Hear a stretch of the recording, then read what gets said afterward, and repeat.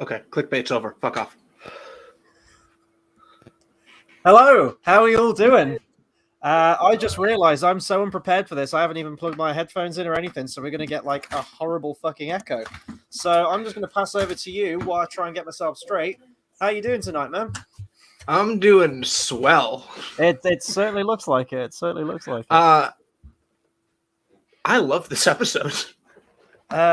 Yeah, we up to this is episode 7, right? Episode 7 announcement, I believe. Also, I'm JXEditor. Yeah, yeah, that's it. I mean, we got the names at the bottom. You don't need to know mine. I can turn these off now. We were just experimenting with how this thing works. Man, this is like the least professional thing ever right now. There we go. When have I ever been professional? Probably never. But anyway, we are here to talk about Star Wars Andor. So a day later than normally scheduled, I grant you. I was at the cinema last night watching The Lost Boys 35th anniversary rescreening and loving my life. So didn't get to Andor yesterday. We're here today to talk about it. And gotta be honest, pretty fucking good episode, I must admit. It's a good character-focused episode. A lot of layers. We kind of come back to a lot of characters that we've spent a lot of time from. I think we've been calling the show out on that over the last couple of weeks, that it seems like it's abandoned a lot of the stories, or not even abandoned, but just neglected them a bit. We haven't touched base in quite a while. This was all about touching base and going back to some of those other characters. And you watched this episode before me earlier today, and I kind of asked you for like a little bit of a review on it. And you said that it basically just connects everything that we've already seen in one neat little episode today. So I'm going to... Yeah, you did. You did. I could get the direct quota, but I'm not going to, because we've got to do this in a somewhat timely fashion. Before we dive into this episode, though, please do consider subscribing to the channel. I do reviews and things, so hit subscribe. Why not? And while you're at it, you may as well just give me a follow on Twitter as well. You can follow me at HobbitFanEditor. I occasionally post things on Twitter when I can, usually telling you when I'm going live, but not tonight. I finished work. I had to get this episode watched in record time. Get this. I haven't even done the tags for this video. That's how behind I am tonight. But give me a follow on there. I'm usually a lot more vocal. And JX, where can people find you, my friend? YouTube.com/JXEditor. I got D&D after this. Let's start it. Are we? Can you hear me? Oh, hang on. Is this coming through? I'm still trying to do the thing we were trying to do last week. My god, we're doing... Fuck oh, it. right, I forgot Fuck about it. that. Fuck it. The moment's over. We'll get it next week. That's actually my goal. By the end of the 12-episode season, I will get that right. I will have it down to a fine art. I do have the quote, by the way. This feels like... because I happen to have Facebook open on the other tab. Mm-hmm. It feels like the culmination of the past 6 episodes. Yeah. Which is, some people might go, well, duh, it's episode 7. That's how TV works. But say that about episode 8 of The Mandalorian. Yeah, yeah. That's or the those, one, right? or the Book of Boba Fett episodes where all of a sudden we just randomly go to Mandalorian season 2.5. Anyway, if anyone does tune in, watches this after the fact, whatever, probably not. But if you do, let us know your thoughts on Andor, because I'd be very interested to hear them. I haven't really heard many people talking about this series so far. I don't know if this is going to be one of those series that people talk about after the fact, in hindsight, once all 12 episodes are out. And that's probably the smartest way to review this series, in all honesty. But we've started now. We're over halfway. We're going to push on. I'm going to pass over to you first, just to kind of get your initial opinions on the episodes and what were some of your favorite elements of this episode. So my first note was before the episode even started. Mm-hmm. And it was, if I need to hear, wouldn't you rather give it all at once one more goddamn time? Yeah, I'm so sick of that clip being in the previously on. Hasn't that been on every single previously on since that moment aired? Yes. And I kind of want to say the exact them. same placement on the previously on segment as well. I think so. See, I kind of hope it doesn't break tradition now. No, McClunky. Well, we open the episode with, I haven't got extensive notes, so what I'm about to say on this episode is going to be quite broad strokes. And I did open and say there's a lot of character stuff on this, but there's so much stuff that I don't know if I'm going to be able to recall it all, and I'm still trying to learn characters' names and things like that. So do bear with me. Also, I'm really fucking tired after work, so probably not the best time to watch Andor because it's actually an adult series with a lot of stuff going on and a lot of subtlety and a lot of nuance and a lot of slow build to it, which I'm not complaining about. I think this is what Star Wars needed for a long time. We open with Cyril getting lectured at by his mom and watching a news TV broadcast on the heist that took place. That was kind of strange to me, seeing a TV set in Star Wars. Is that the first, apart from the holiday special, have we seen deleted scenes of Attack of the Clones? We've seen like screens. Yeah, I guess that's been like a screensaver, hasn't it, in Attack of the Clones? Like it's like an interactive photo kind of thing with Maki Tolo. Yeah, yeah. It means which sweetheart. Means sweetheart, yeah. It does, yeah. That's a pop quiz. They all died. So yeah, let's focus on Cyril then, because Cyril kind of bookends this episode. We begin with him getting lectured at by his mom. She's mentioned that he's got an uncle or something. She's going to put in a word with him. She's going to call in the family favor, I believe, was the quote that she used. And then by the end of it, kind of reminds me of The Matrix a little bit, how Neo begins or Thomas Anderson begins in that office and the identical cubicles and just, the paper pushing 9-to-5 job. We kind of find Cyril in that like horrible Equilibrium style job at the end where he's in this kind of pod.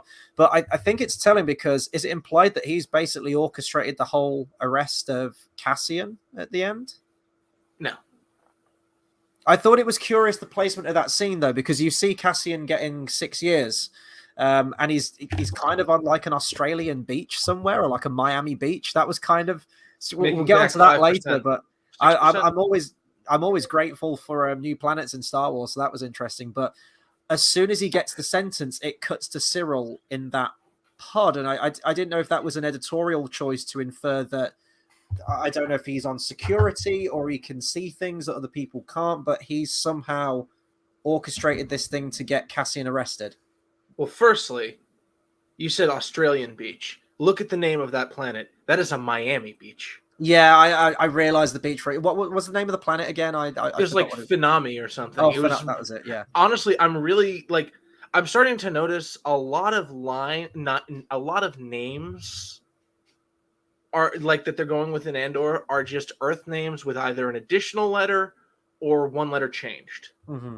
There's Dedra, there's Luthen, there's Sinka, which is like kind of an Indian, like I've met Indian names. I've met Indian people with like Sintra or something like that. I can't remember exactly what it was, but I don't believe I've known of a Syncra. Mm-hmm. Or what is her name again? Vel is also just an actual Star Wars name, so good on that. Which character are you talking about with the Sinka name or whatever? It's the Indian woman. The lesbian. Oh, fuck. I don't know, dude. I don't know half of the characters' names in this shit. And we're 7 episodes in, which, I mean, we should address that. I think we've addressed that before, but that's a problem. You're 7 episodes in and you're still trying to learn characters' names. I'm trying to think if I had this harder job with Game of Thrones. Granted, I think I read the book before I watched season 1, so probably not at that point. But I mean, if people were a newcomer to Game of Thrones... I don't know if people were still struggling their way through the names and everything, but yeah, so Cyril gets a job. Good for him. I think probably speculation for the rest of the series. We are going to see him rise up the ranks. I don't know if it's going to be immediately, but I think definitely by the end of season 1, he's going to have reached a new place of authority within the job. And I think he's going to be gearing up to go after Cassian, which clearly isn't going to work because we have Rogue One and we know what happens. We get some names. I mean, in the end, he does kind of win against Cassian. Yeah, and that's what I mean. Do you think, because when I pitched you the question, you said no, like he... No. I mean, like Cassian gets vaporized by the death... excuse me, by the Death Star. I guess so, yeah. And then I wonder if they're going to do some kind of like Better Call Saul situation where the last episodes of season 2 is all going to be in black and white post Rogue One, and we're just going to see Cyril just hearing TV broadcast that all of fucking Scarif was wiped out, and he knows that the rebels were there, and he's just eating his cereal slowly as he hears the news. cereal's the only thing in color. Yes, yeah, there you go. We get the various Imperial meetings in this, and honestly, like, this is my favorite. The Mon Mothma stuff and the Imperial boardroom scenes are my favorite shit in this whole series so far. And I don't know why I'm fascinated by corporate politics in an Imperial boardroom, but those actors are just selling it, dude. Like Qyburn, I love the way that he talks and addresses the people. He's like, interesting thought. Can you verify it? Can you ratify that with facts? I just love it. I love the way he addresses people. He encourages the squabbling and the bickering and differing opinions, and he's kind of playing each other, people, the officers off each other. I really like that. I think he's a really interesting character. And he gives Daedra, is that her name? Miro? Daedra Miro, or whatever. Deborah with a D. Yeah. And he gives us some sound advice at the end when she kind of plays politics and gets back at that guy. He just says, watch your back. This is a dog-eat-dog world in this. So it's just an area of the Imperials that we haven't seen before. We've always seen these kind of like Nazi officers in these Death Star corridors and everything. And they've always been kind of like Navy. That. Yeah. We've only ever seen the Navy and maybe some of the Army, but this is our first like real foray into the ISB. Yeah, this is like the inner workings of how the Empire works and operates and everything. We get some name drops to Palpatine as well. CIA, Jesus. Some of the officers actually having correspondence with Palpatine himself, which does kind of elevate it out of Palpatine being this, this Sith Lord that shoots lightning out of his fingers. That, oh no, he is actually an emperor and has political dealings on a day-to-day. Yeah. I heard Wolf Yularen was going to be in this episode, and I was really, really, really glad he didn't sound like an announcer from the 1920s. Wait, who is this guy? This is the guy, the ISB officer who's has the biggest plaque there because he's the highest rank. Mm-hmm. He's on the boardroom in the Death Star. Oh, okay. When Vader chokes Modi. I did wonder if some of the officers crossed over with that original film. Obviously, it's not the same actor, clearly, but really? I did wonder if any of those officers were meant to be some of the ones that maybe we saw in A New Hope. You've heard the character's voice. Have you ever watched an episode of The Clone Wars? Oh, that guy. Okay. He's the announcer. The announcer. Okay. Right on. So now I'm going to have to go through A New Hope and try and work out which one he's meant to be. Blockade on Christophsis. I wish he had that voice. I'm so glad he does not. Wouldn't have that be voice. Such an interesting point of view character, though, to have as your narrator of the Clone Wars? Random Imperial officer guy. Did they actually write? I mean, you know the canon more than I do. Did they actually ever say what happened to all those other Imperial officers? Did some make it everybody Return of the Jedi? No. There's only two people in that meeting survived. Vader. And that was Vader and Tag. Okay.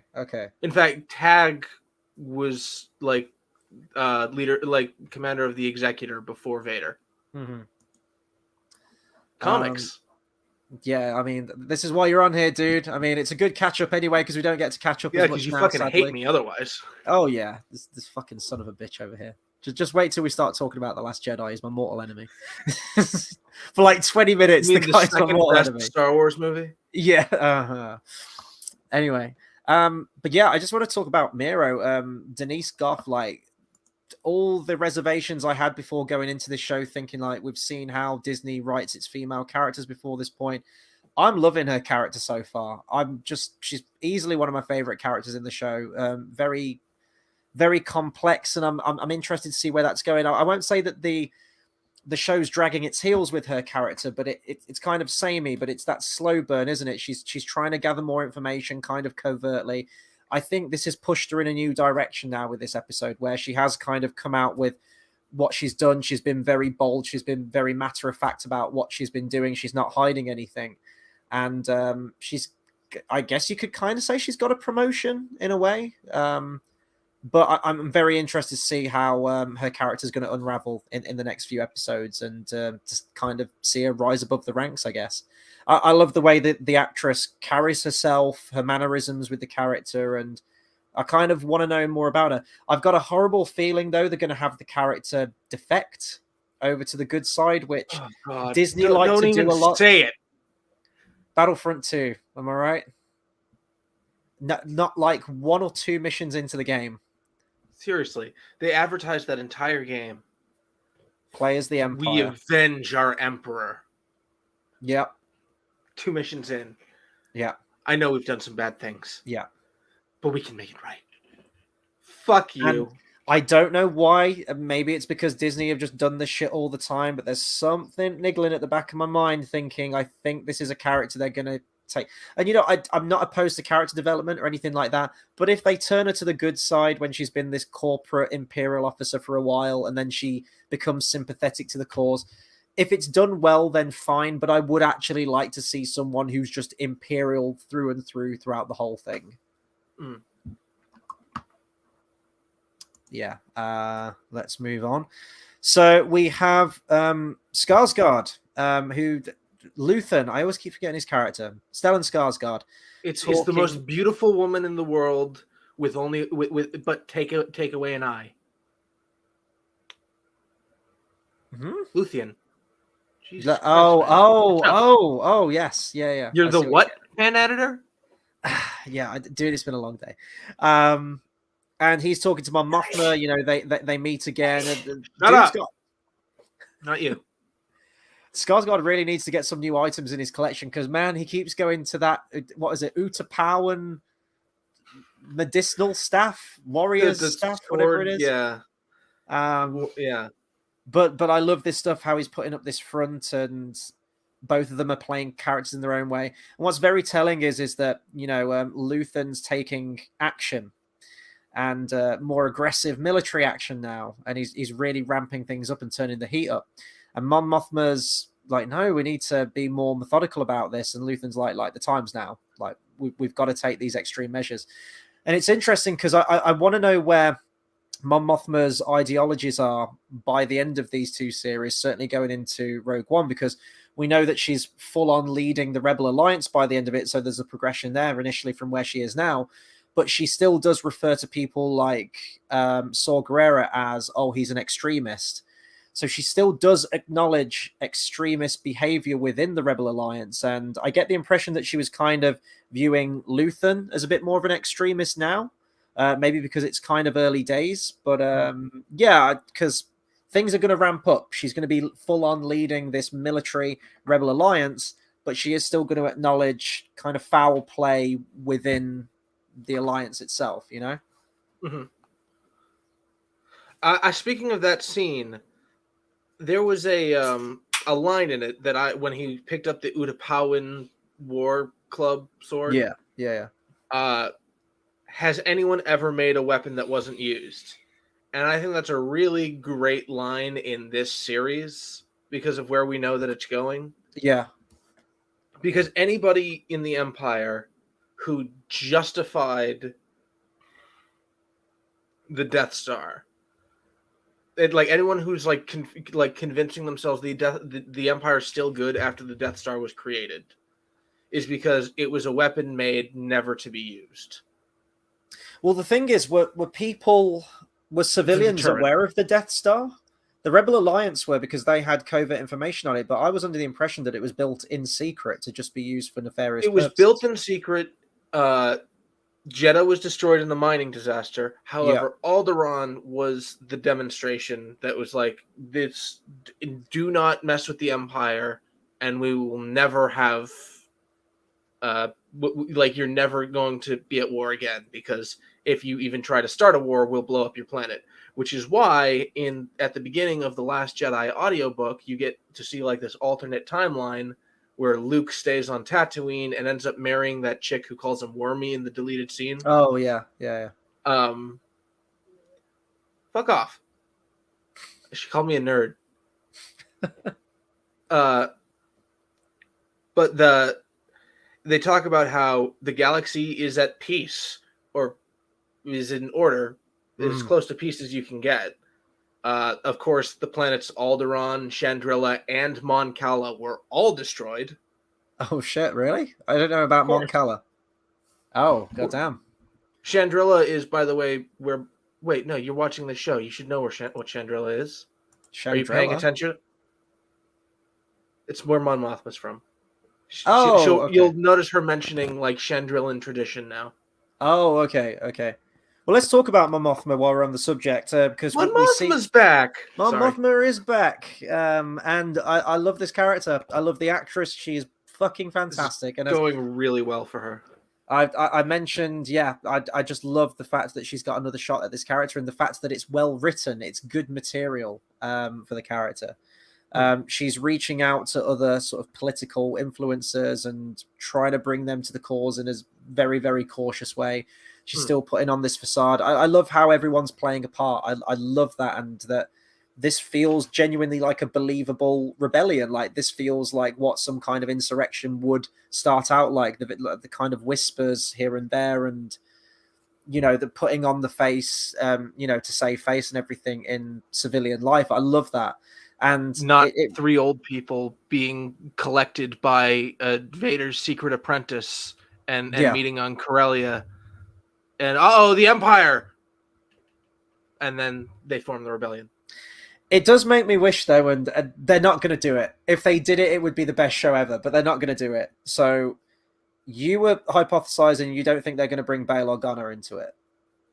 At this point, I'm a little. I don't think he has really any place in this season. But we've got Mon Mothma from Revenge of the Sith.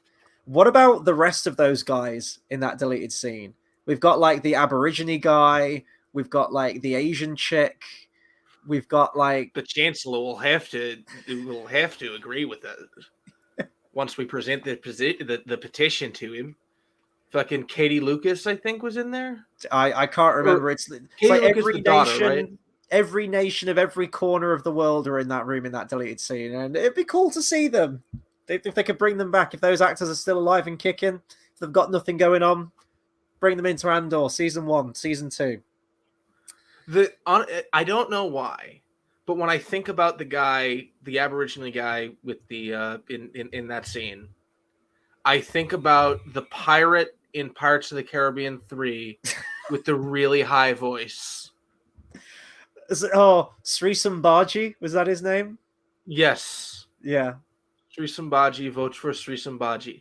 Well, I mean, that guy was Indian, so, completely different nationality. I'm aware, but they give him with the beards and the just really kind of intense voice that you don't expect from such... We must go to war. That guy. Yeah, like a very present voice that you don't expect from a side character. Yeah. God, could you imagine Disney trying to get away with that now? Yeah. We won't get that anymore. Maybe. I mean, Sri Sambaji was this close from just pulling out the chilled monkey brains from Temple of Doom. But yeah, no, I'm loving the Mon Mothma stuff. I don't want to say it feels like Game of Thrones, but I'm loving that political intrigue stuff that's going on. I'm really appreciating that stuff.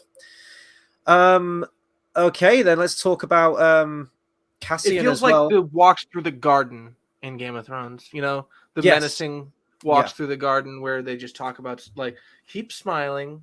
Yeah, and I think it's in season 1, isn't it, where Ned Stark's walking with Littlefinger, and he goes, "That one there, that one sweeping, she belongs to the Queen." And then he carries on walking and he goes, "That gardener, that's one of Varys's little birds." He goes, "And who's that one over there?" He goes, That's one of mine. Yeah, no, I love that. Oh, back when Game of Thrones was actually good. Do you remember those days? Oh, still haven't watched House of the Dragon. Very tempted. Me neither. I've heard very good things. I'm waiting for it to be over. So the first season, and I'll just. I mean, I might just wait for it to be over and just see if they shit the bed in the ending again. If it's a show that I need to watch or not. I mean, fair. Let's skip to the Cassian stuff then. Is that the only other character that we haven't talked about? Before we do that, I have one more thing to say about Mon Mothma. Yeah, go for it, man. So in the second Aftermath book, there's this whole subplot about Leia and Mon Mothma's relationship having a schism because when informing the New Republic, Mon Mothma's acting more like a politician and Leia's acting more like a rebel. And I care about that as much as I care about Mon Mothma's fascist sympathizing family, which is not at all. Well, speaking of a family, I was going to bring that up to you because you get the impression that she doesn't have any family ties come to Return of the Jedi. I don't know why. I just got that impression, and certainly Because they suck. Yeah, seeing her family in this, because she won't be able to keep a secret for very longer if she is actually leading the actual Rebel Alliance. So that's either going to just drive them away and they're just going to leave her, or I mean, they're not. I don't think they're going to kill them. I don't think this show's going to do that. But man, her daughter's a little bitch. So I really hate the daughter. Clearly been poisoned. Her mind's been poisoned, and she definitely sides more with the father. You can see that in the family, the familial relationship. Really loose, like with his parenting, and so I think she's kind of being a teenager and responding to that. But I mean, they've been put in the show for a reason. Clearly, be the bad guy.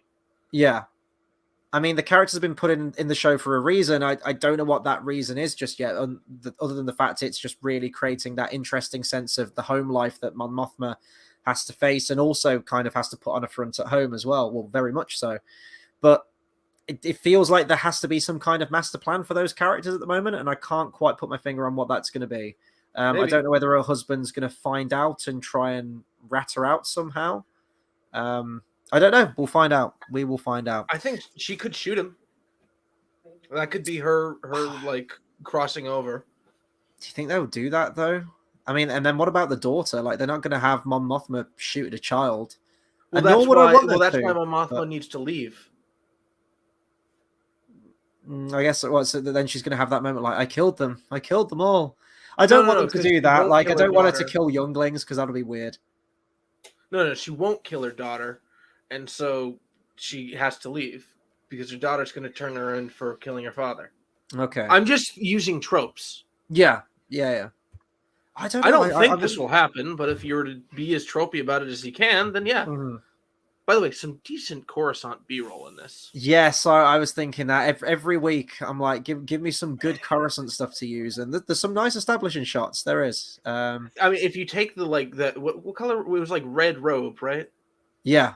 If you just took like the shots with her, if you just like made that like gray, she just blended into the background. She got some generic B-roll there. Mm-hmm. We got a quick shot of, I want to say, is it Val? Just doing some. She meets with. Yeah, she meets with the other chick, doesn't she, on Coruscant? I could. Yeah, so we meet those. So those two kind of convene with each other, don't they? I can't actually remember what they were. Were they just talking about the events that transpired? Well, they put a hit out on Cassian. Yeah. That's it. Yeah. They talk about. Sintra. I still don't remember. Well, the dude who got shot. No, the Indian chick or the lesbian. Yeah. Both of them meet. Yeah, I just couldn't remember what they talk about in that scene. They talk about the other lesbian who's still on the planet. Oh, she's still on the planet. Okay. Well, who was this one who spoke to Vel then? White. No, but there were two chicks. Have we seen this other chick before? Not at all. Oh, okay. Maybe I was getting confused. She might be the one who works. They were wearing burqas. I couldn't tell, dude. She might be the one that works at the antique store. Okay. Yeah. What else? Cassian. A lot of Cassian stuff in this episode. So he goes back to Aunt Petunia from Harry Potter. The actress's name escapes me. Let me try and find it real quick. Also, the 6 years old line, that was from a book. That's what that's about. They were separatists. Wait, say that again? A pre-Rogue One book. His parents were like, all those kids, their parents were like minors who work for the separatists. That's fine, but Disney made the movie and they have access to their old movie and they've got the line from that. So literally all they needed to do was cast a 6-year-old kid. That was No, all no, they no, had no, to do. no. That's how they became a tribe. That's when he was 6. He's 13 in the flashbacks. The 6 years old stuff was when was Before what that made them. point. Yeah, Oh, okay. and that's Right. part of a book or a comic or something. I'd say that's kind of unclear in the show. That I feel like they should have maybe showed an actual depiction of that, especially because you really focus in on that line in Rogue One. That like the way he delivers it, it's a memorable Mhm. line for the character, and I think Agreed. considering this is his I show, think it was in you'd think, promotional material for the show, yeah, you'd think that they would have or it gone back wasn't, and and we mined some of that noticed, stuff. and I've forgotten. I mean, they might still do that. There might be some flashbacks and stuff, and if it's non-linear order and everything, because we do get some flashbacks in this episode as well, with I'm guessing sort of the transitional period between clones to stormtrooper armor. So okay, he's like 13, and the war. Wait, no, he can't be like 13. So if he It's was that shot in 6, the street. No, I'm guessing he was probably a little bit older in that scene, wasn't he? well, yeah, no, because he's played by Diego Luna. Was he still played by him in that scene? I can't remember. Yeah, I think he was, except then I think later when he attacks those clones with the pipe, I think that was was a him. younger guy. Is Yeah, it was a different yeah, guy. yeah. So I think no, I got nothing. I really have nothing for that one. But like the helmets, the helmets look like the body looked like a normal stormtrooper, but the helmet still looked kind of like a clone helmet, but sort of in between. They looked like clone armors. Yeah, but I thought that was pretty cool. And then just the hanging people in the street. I guess that kind of checks out with. I mean, I didn't watch Kenobi, but I seem to remember in the trailers they're hanging people in the streets of Tatooine or whatnot. Mm. But yeah, no, I'm loving that stuff again. Sort of like playing on that Nazi kind of iconography of troops marching through the street, just gunning people down in the middle of a war-torn street. It's striking imagery, and I think it works well with Andor and this, this empire that's just conquered planets, nations, just disrupting people's way of life. I think it's interesting. So yeah, he goes back to. I wish I could remember people's names in this. I feel so unprepared for it, but his mom, essentially. I His know the mom. black guy who got hanged. Oh yeah, It's Clem. Clem. Yeah, that's where he adopts the name from. Yes. So now I'm trying to find if we can. Oh, there we go. Fiona Shaw. That's the name of the actress. Marva. That's her name. Marva. Have to save Marva. Why did you say that name? We might have to save Marva because I think it's implied that she's probably going to get picked off not too longer after. Yeah, no, that's good. Well, she picks up that gun and just kind of stands her ground, staring at the door. Like that's it. That's the first place they'd go. But I really appreciated that scene between them, and I was just watching it. These characters acting, just pouring this emotion into it. And I was like, where was this with the sequel trilogy? Like the writing is so good for this, just the character stuff, and it's moments like this I keep watching it and have to keep reminding myself that it's a Star Wars show. Which then, when we get to the Miami Beach scene at the end, I'm just like, oh yeah, we're back to a Star Wars show now. But it's just really good character stuff, and those actors are selling it. I won't say that Diego Luna is the best thing in this series. I really don't think he is, not by a long shot. Not. But I like the characters around him, and yeah, Fiona Shaw's brilliant in it. Fantastic actress. So I really appreciate that scene, and just the different paths that they're both going on. That Aunt Cassian's all about running away and getting away, and he wants her to go with him, and she says, "You wouldn't understand. Like my place is here," and she knows what needs to be done. It's a nice scene. It's probably one of my favorite scenes in the episode. She must. She will try. No, it is then funny she though. Will die. It is funny though when you kind of zoom out of the Star Wars franchise as a whole, how completely schizophrenic it is in terms of its tonality. I would love to see more content like Andor, like the really good, mature stuff. It's not the most entertaining series. Maybe it will be once you've got all 12 episodes out there. I still stand by that. I don't know if I'd ever rush back to watch Andor again once it's all said and done and give it like a second rewatch. But I just appreciate the maturity of it. And then you zoom out and you have Star Wars Episode 9, or you zoom out and you have some of the meme lines from the prequel trilogy, or So the let's just say Ewoks, Star Wars or Episode 2. yeah, and then you have this, and it's just like, not that I want all of Star Wars remade. I'm not saying that by any stretch of the imagination, but if you could just have these creators just see what else they can do with this world, especially around this time period, maybe. Hell, even I don't want to acknowledge the existence of episode 7, 8, and 9. I really don't. But if they said they were going to bring a TV show out set in between episode 6 and 7 to show the seeds of the First Order starting, I'd want these guys writing it. Because I think that could be cool. Like, just fill in those gaps more, give us a little bit more information as much as they can. Mm. You'd Honestly, have like child soldiers and stuff like that. You'd you could really go into some dramatic stuff, I think. And then obviously lead on to the disappointment, which was 7, 8, and 9. But still, you could. I feel like that's ground that they could cover with some of that stuff. I feel like we've gotten enough like EU about the rise of the First Order. Honestly, like Really? yeah, it's compared to this kind of section in between episode 3 and 4. I think they've done all of that. But the thing is, I don't think there's really a story like that in that like set period of history with that kind of goal, because the whole point of the First Order was the Empire fakes its death, and then within 5 years before Episode 7, they reveal themselves somehow, and maybe bullshit. Show that it's bullshit. But the thing is, you've got the whole, like, because you've got the book Bloodlines, you've got Aftermath, you've got Phasma. It's you the picture of how the First Order was created is relatively mundane. Mm-hmm. Like, they went off literally.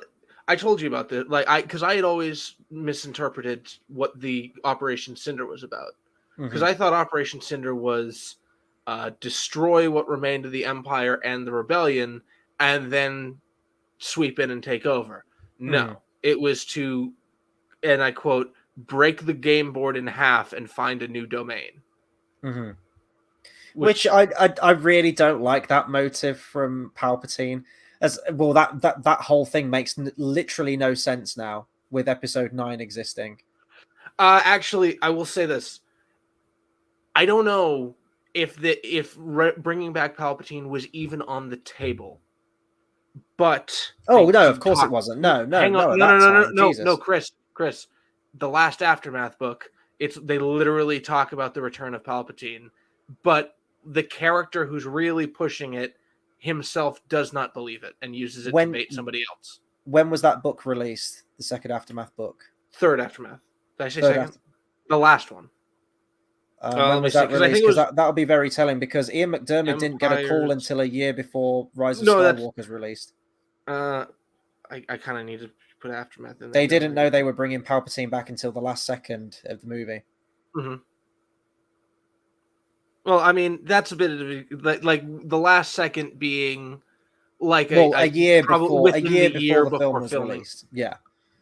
They didn't know. They were toying with the idea of bringing him back specifically for that movie, so it would be very unlikely that he was returning. 2017, February. So months before The Last Jedi came out, almost a year before The Last Jedi came out. But they don't specifically say he was back though in that book, do they? No, so here's what they say. Palpatine sensed a power in the unknown regions. That even Vader couldn't feel, and he was going to go find it, or he was going to do something, and he existed as like a spectral form, reforming himself in this like dark pocket in the unknown regions. Except Gallius Rax, who's like knows the Emperor's thoughts on this, it's just like, here's what I think happened. The Emperor was so fixated on there being something out there that he kind of fed himself the response that he wanted through the dark side, because Vader was trained in this force thing and he didn't seem to feel it. And so then he's like, hey, Yoop to Shu, until we find Palpatine out there, you must embody the dark side for our Empire. And So he's just give me a time period of where this was happening. Is this this is post? at the Battle of Jakku.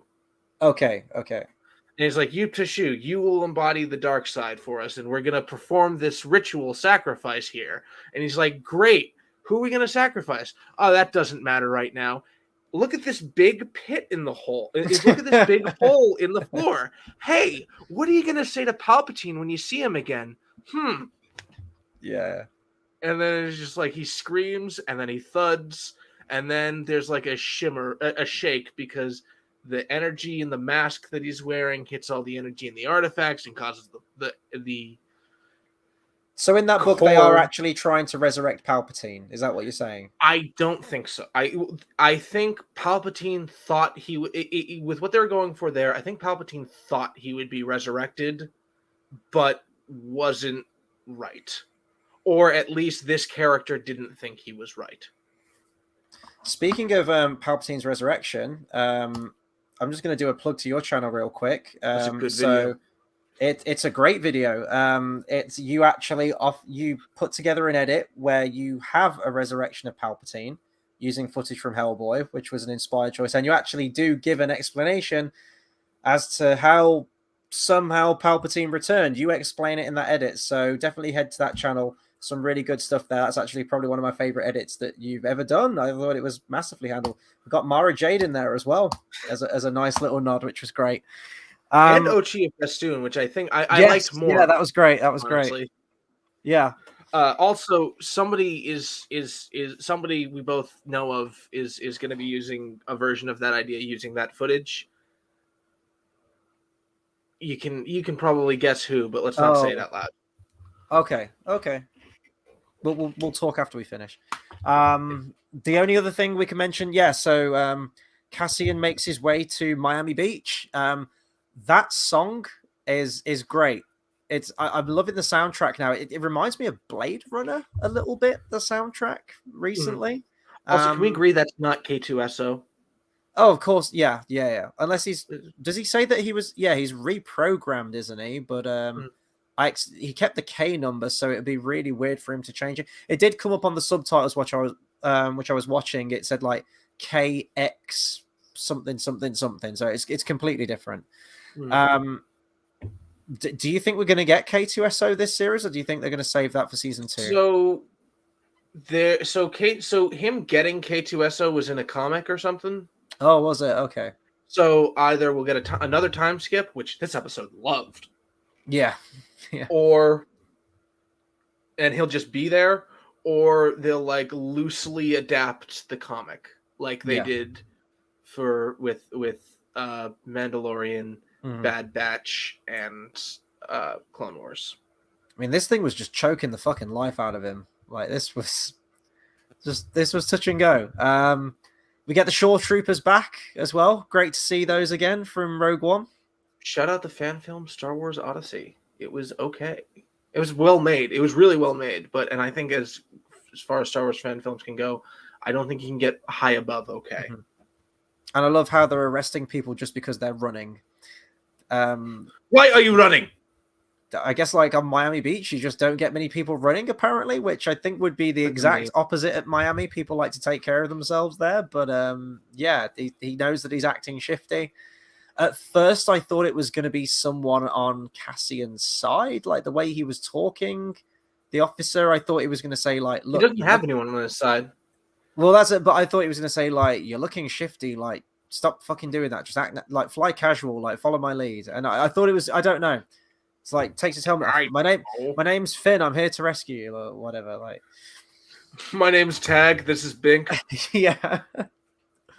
And then there's a weird court case thing going on. Like, I don't quite get how the judicial system on this planet, but it doesn't seem that just seems to be like the Imperial's way of doing things because they're the Empire, and also that's why I don't think that guy was Cyril was involved in Cassian being arrested, because it kind of takes away from the Empire's just being the Empire.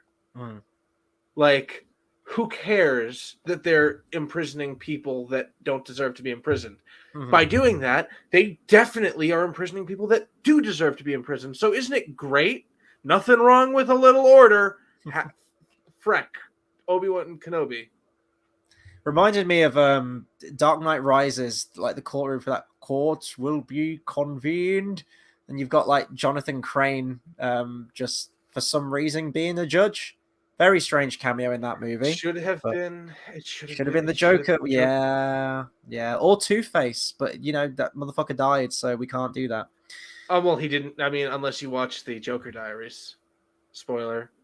I remember that never finished.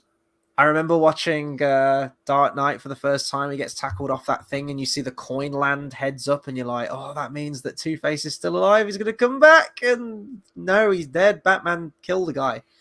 He could have stopped him in 1,000,001 other ways, but chose to tackle him off a scaffolding, breaking his neck. Okay. Anyway, this is not a Dark Knight review. And then we just end the episode with Cassian being arrested, given 6 years. Given a 6-year sentence, and then our final shot is Cyril sitting in this kind of office chair thing at his new job, and that's it. I love that office cubicles are still Star Warsy. Yes, yeah. No, like I'm loving the attention to detail in this series so far. A lot of it, as I mentioned, doesn't feel Star Warsy, but we're getting more of that Star Warsy stuff now, and that office room was definitely Star Warsy. As I mentioned, like mentions to the Emperor are nice. It just kind of fleshes out that world building. I really want to. Part of me thought, like, oh my god, is Ian McDiarmid going to come back again? Like that poor guy has just signed his life away playing this character. I was like, are they going to do it again? I want him to come in, and it's just the Emperor's coming here. That is correct. And he just sits down at that like round table, and he's like, "So, give me the down low. It's what's going on Ferrix." Oh god!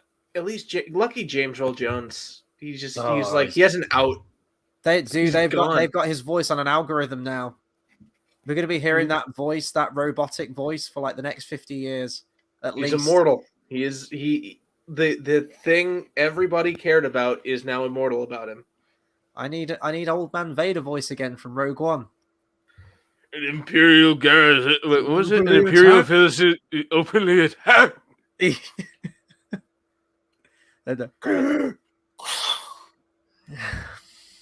think the guy actually needs a fucking respirator. But... God, fucking can I just Saw Gerrera? What a perfect visual metaphor of like not becoming your enemy.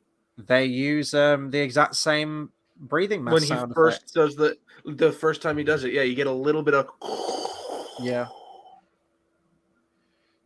It's weird. Have they said that Saw Gerrera's in this series? I can't remember if we've already seen him in trailers and stuff. Yeah. This is bald-headed Saw Gerrera, though, right? Deleted scenes, stack of deleted scenes Saw Gerrera from the original cut of Rogue One Saw Gerrera. Lies!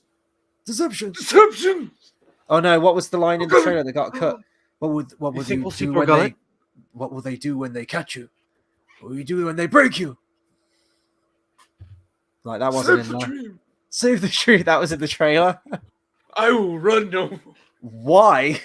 What if just Saw Gerrera has a habit of trying to sacrifice himself and failing? He just like, I will run no more is just kind of like a catchphrase. There's not even a bit where he's like slowing them down or where his leg gets injured or something. He's just like, nope, I'm not going to run anymore. Like, all right. There's much of me left. Maybe he gets it off, what's her name? Meva? The Fiona Shaw's character, where she's just like, yeah, no, I'm going to stay here. She's just, I'm not gonna run anymore. I'm just going to stay here. And Saw Gerrera gets taken out by a fucking rock. He just Jesus poses and then gets hit by a rock. Anyway. Imagine if Jeddah mattered. Well, apparently it has like this rich Jedi history to it, and it's just like, where was the original Jedi Temple? Because I swear to God, everything that comes out. So there's Octo. There's the place in what was it called? Mandalorian season 2. That's Tython. There's Tython. Then which has no canon history at this point. It was the birthplace of the Jedi Order in Legends, Then you've got Jeddah, and you think, oh, Jeddah, Jedi. The name sounds similar. Is this the original place? No. What's the original fucking place? It's got to be Octo. Well, yeah, until the next series comes out, and it's just like, oh no, what about this fucking place? This original place. But in Octo, it's called the First Jedi Temple. You have the mural of the Prime Jedi, like whatever like pseudo Jedi religions. If, for example, the Jedi Order is actually a thing and it came from Tython, sure, that's kind of the birthplace conceptually of the Jedi Order, but it's not the birthplace of the Jedi Order. Because the original Jedi texts are written and housed on Octo. The sacred Jedi texts! Sorry. These are really like... oh, God. Going back to the Last Jedi audiobook, there's the last chapter or the second to last chapter. Yeah, no, it's got to be the second to last because the last chapter is Broom Kid. Is from the perspective of one of the caretakers.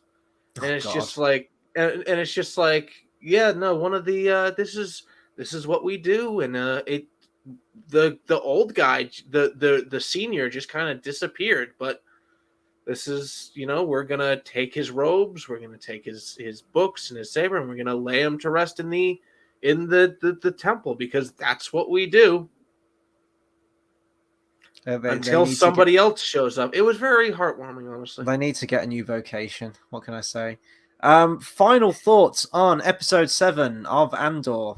It was really derivative of episode 4 of Andor. Wait. Derivative? Do you get it? Come on. I get it. I get it. Okay. No. Yeah. I like that Cyril's story is slow burning. Honestly, I was like, why don't we just get a summary of his stuff when we finally cut back to him? No, this is boring for him, and it should be a little boring for us. Yeah, I don't know if I'm enjoying where his character's going. I need to see where it does eventually lead up because I was really intrigued by his character I was really intrigued by his character in the first 3, and he kind of seemingly had PTSD or was really out of his depth. These next few episodes have really just kind of like let the drag shoot out, and I think it doesn't help that you might. It doesn't help that maybe in one episode you'll get like a quick little 20 to 30 second scene of him, and that's it. I've mentioned the kind of weird pacing with some of that stuff before. You had the Mon Mothma scene randomly in, was it last week's episode or the week before? Where I think it was 2 weeks ago. Yeah, it just cut to the Senate and she just had a quick scene but wasn't in the rest of the episode. So shit like that's weird to me. But this episode itself, I'm loving the Imperial stuff. Daedra is a really interesting character. Probably one of my favorites in the Nine series Divines so far. are boring. Well, the 9 Divines are boring. Daedra, never boring. Who else? So I love the Mon Mothma stuff. Just find it really good. It's just well written, well acted. I appreciate the character stuff more in this one. I think Cassian's probably my least favorite character. He's not that very interesting to me as a character so far. I can't put my finger on that. I don't know if that's the writing or if it's the performance or what it is.